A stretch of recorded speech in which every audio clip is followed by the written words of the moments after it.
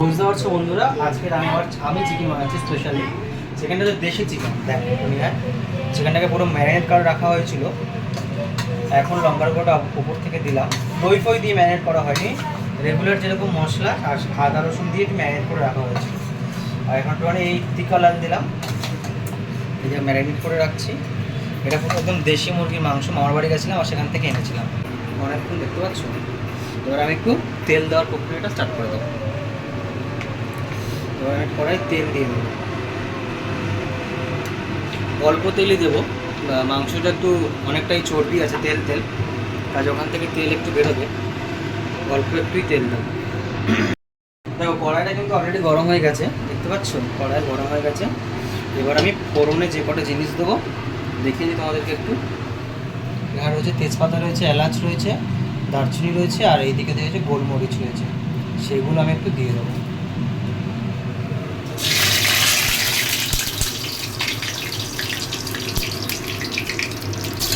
লাল লাল করে ভাজবো। এবার এটার মধ্যেই আমি কিন্তু দেখো খেতে রাখা রসুন সেটা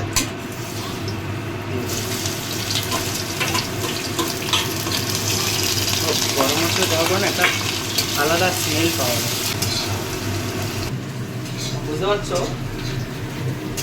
রসুনটা কিন্তু লাল লাল করে দেখো ভেজে নেবো প্রথমে। পেঁয়াজ কিন্তু মাংস তো মাখানো আছে, তাহলে রসুন আর এই গোটা গরম মশলা যেটা, সেই জিনিসটা আগের থেকে ভালো করে সুন্দর করে ফ্রাই করে দেবো। এবার একটু দুটো কাজ করে নেবো। এক হচ্ছে একটু টিকা লাল আমি কড়াই তেলের মধ্যে দিয়ে দেবো,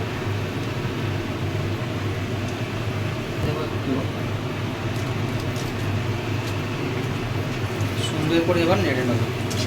এটা দেওয়ার একটাই কারণ, রঙটা একটু সুন্দর লাল হবে। এর মধ্যে এবার যে আমার চিকেনটা দিয়ে করা আছে দেখে নাও, আর একবার এই যে মাখিয়ে রেখেছি সেটা কিন্তু এবার ঢেলে দেবো। মাংসটা কিন্তু আমি ঢেলে দিচ্ছি।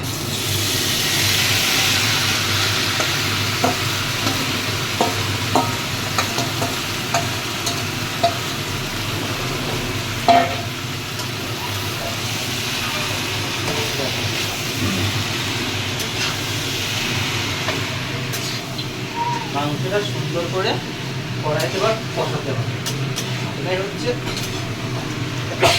Main process.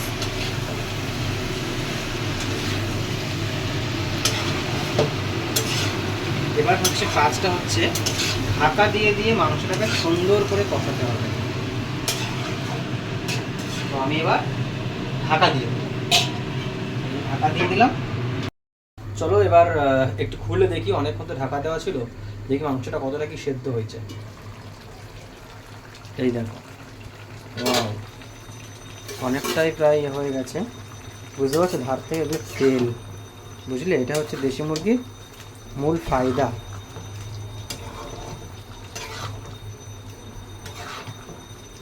এইটার জলেই সেদ্ধ হয়ে যাবে, এখন ঢাকা দিতে হবে, ঢাকা দিয়ে দিয়ে মাংসটাকে সেদ্ধ করতে হবে। আলুটা কি এখন দেবে? আলুটা এখন দেবো? হ্যাঁ ঠিক আছে, চলো বন্ধু আলুটা একটু পরে দেবো, মাংসটা দেখতে পাচ্ছ এই দেখো, আর একটু ঢাকা দিয়ে দিই। মাংসটা কিন্তু অনেকটাই প্রায় কষে গেছে, বুঝতে পারছো, আর দেখো পুরো তেল ছেড়ে দিয়েছে ধার থেকে। বললাম না দেশি মুরগি অনেকটা চর্বি হয়েছিল, মানে তেল তেল, তো তেল ওই জন্য কম দেওয়া হয়েছিল। এবার আমরা আলুগুলো দিয়ে দেবো, আলুগুলো ভাজা হয়নি এই যে দেখো। আমরা কিছু কিছু সময় আলু ভেজে দিই, কিছু কিছু সময় আলু কাঁচা দিয়ে দিই।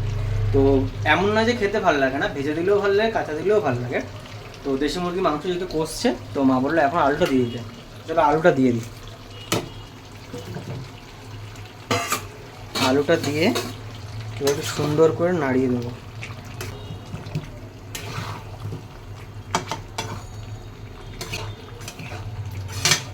এবার একটু ঢাকা দিতে হবে, ঢাকা।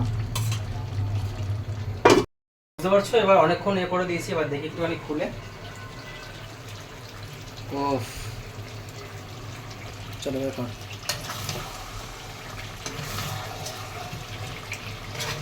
দেখো বন্ধুরা, রংটা দেখতে পাচ্ছ আর কত তেল বেরোয়েছে দেখো।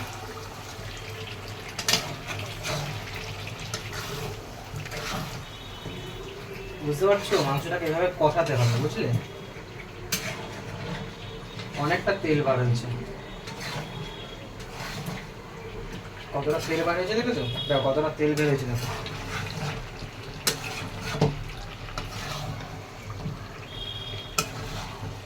ওফ, ঠিক এরকম দেশি মুরগির মাংস ঝাল ঝাল হবে। ও হো হো হো, আর শীতকাল হবে, আর মামার বাড়িতে যেতে হবে। মানে এসবের মজা মামার বাড়ি পাওয়া যায়, কলা পাতায় শীতকালে দেশি মুরগির লাল লাল ঝাল ঝাল কষা। এটাকে এখন সুন্দর করে কষাতে হবে।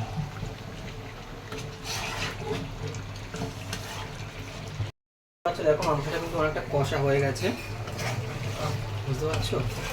আর বেশি কষানো যাবে না, মাংসের তেল বেরিয়েছে তো অনেকটা, ভেঙে ভেঙে যাচ্ছে। এবার জল দিয়ে দেবো, খুব বেশি জল দেবো না, অল্প করে জল দিচ্ছি।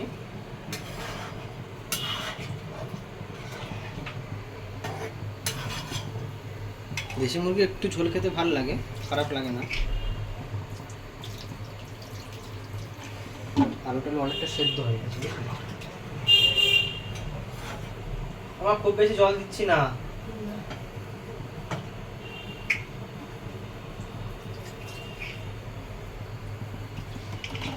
দেখো